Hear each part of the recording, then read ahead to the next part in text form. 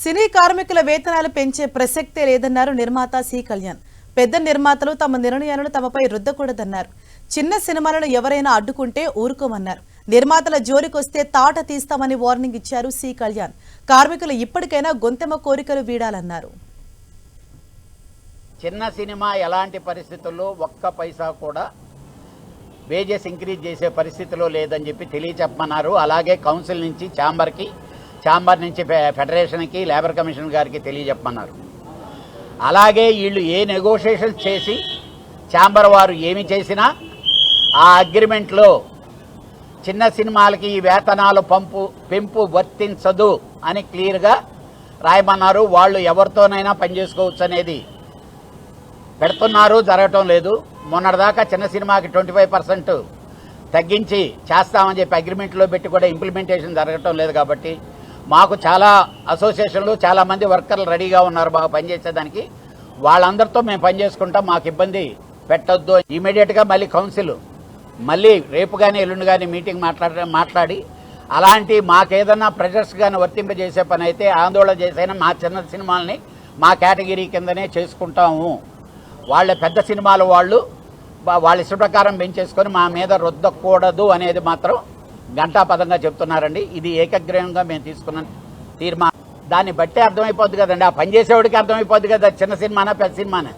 పని చేసేదానికి చాలామంది ఉన్నారండి, చేయనివ్వటం లేదు.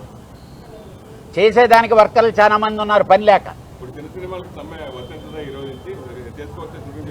ఎవరు వాళ్ళు పైసా పెంచి ఇచ్చేది లేదు. ఎవరు చేసుకోగలిగినా వాళ్ళు సినిమా షూటింగ్ చేసుకోవచ్చు, ఇప్పుడు నుంచే చేసుకోవచ్చు. చిన్న సినిమా అనేవాడు వేజెస్ పెంచరు. వాళ్ళు ఎవరితో పని చేసుకున్నా ఎవరు ఆపేదానికి రైట్ లేదండి.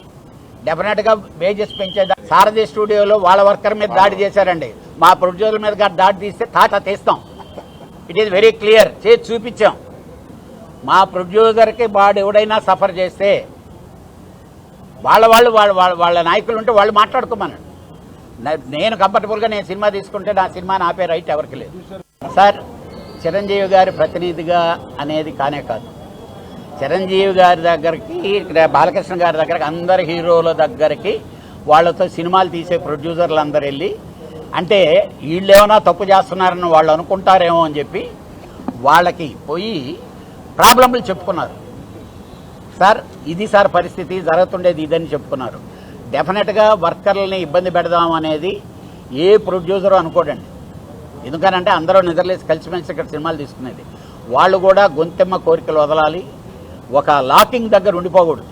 మా హీరోల దగ్గరికి వెళ్ళి మా ప్రొడ్యూసర్లు జరుగుతుండే ఇబ్బంది ఏంటనేది, ఎందుకు షూటింగ్లు ఆగిపోయినాయి, ఏంటి ప్రాబ్లం అనేది ఈ సోషల్ మీడియాలో వాటన్నిటిలో వస్తున్నాయి. కాబట్టి బాలకృష్ణ గారిని కలవటం అదే జరిగింది. బాలకృష్ణ గారిని కలిసినప్పుడు ఛాంబరు కౌన్సిలే వెళ్ళిందండి. అలానే చిరంజీవి గారి దగ్గరికి వెళ్ళినప్పుడు ఛాంబరు కౌన్సిలే వెళ్ళింది. అలాంటి ఏమీ లేవు. డెఫినెట్గా ఏంటంటే దీన్ని ఏదో విధంగా కాంట్రవర్సీ చేసేదానికి అవతల వాళ్ళకి పనులు జరగని వాళ్ళందరూ ఏం చేస్తుంటారంటే అలా లీడ్ చేస్తుంటారు. ఇండస్ట్రీ కొరకు ఒక్కటిగానే పోరాడతాం. మా హీరోల్ని మాకుండే కష్టాల్లో సహకరించమనే రిక్వెస్ట్ తప్పితే వేరే ఏమీ లేదు.